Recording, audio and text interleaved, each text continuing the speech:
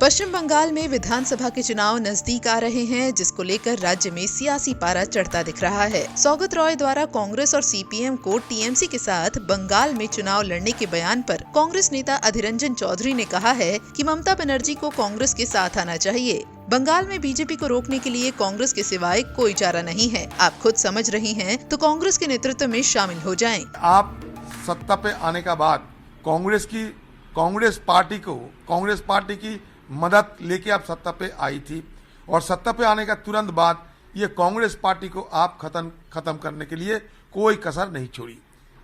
नतीजा क्या निकला? नतीजा ये हुआ कि बंगाल में धर्मनिरपेक्ष जो पार्टियां थे, जैसे कांग्रेस पार्टी, लेफ्ट पार्टी, इनको तो कमजोर आप जरूर कर दिए हैं।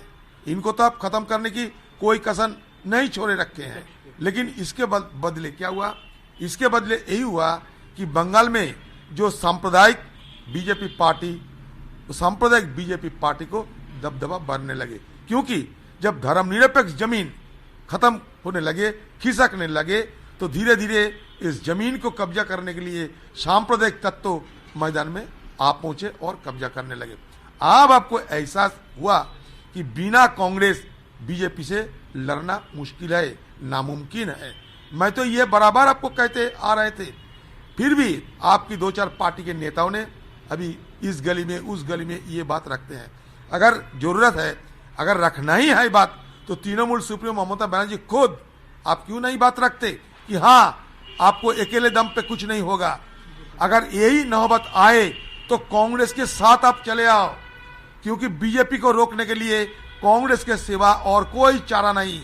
आप खुद समझ रही हो, तो कांग्रेस की नेतृत्व में शामिल हो जाओ सारे पार्टियां, क्योंकि अकेले दम पे कांग्रेस हिंदुस्तान में 100 साल तक लगातार ये बीजेपी पार्टी जैसे इनकी पुरखों को यहाँ मुकाबला करके हिंदुस्तान में धर्मनिरपेक्ष माहौल बना के रखा था। इतिहास की ये सबूत है।